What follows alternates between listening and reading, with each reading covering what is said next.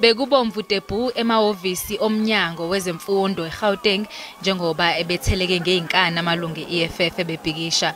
Lamalungu asabisena ngokwenza umonakalo kulamahhovisi njengoba ethi bangaphezulu kweinkulungwane ezimbili abafundi abangakazitholi ikhala zokufunda kulesifundazwe. From namhlanje up until kusasa ngalesikhathi iEFF ngokwayo izobathatha bonke labantwana ibayise kuyikolo that are closest to them. Abanye abazali baphelezele izingane zabo kubhekwe emahhovisi omnyango wezemfundo esifundazweni ngethemba lokuthi izingane zabo zizozithola ngokusheshsha ikhala uma behamba neEFF. Uthi sekuphele izinyanga ezintathu umzukulu wakhe engafundi kanti uyasaba ukuthi uzoze egcine senza imikhuba edla nezidakamizwa. Nakuba umnyango uzichitha izinsolo zeEFF uyavuma ukuthi kugcwele kakhulu ezikoleni zikahulumeni.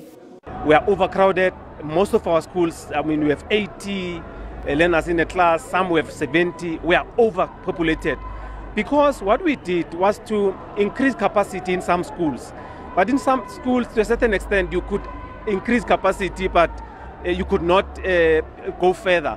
So hence we've decided to say, let's rather have overcrowded schools than having children sitting at home.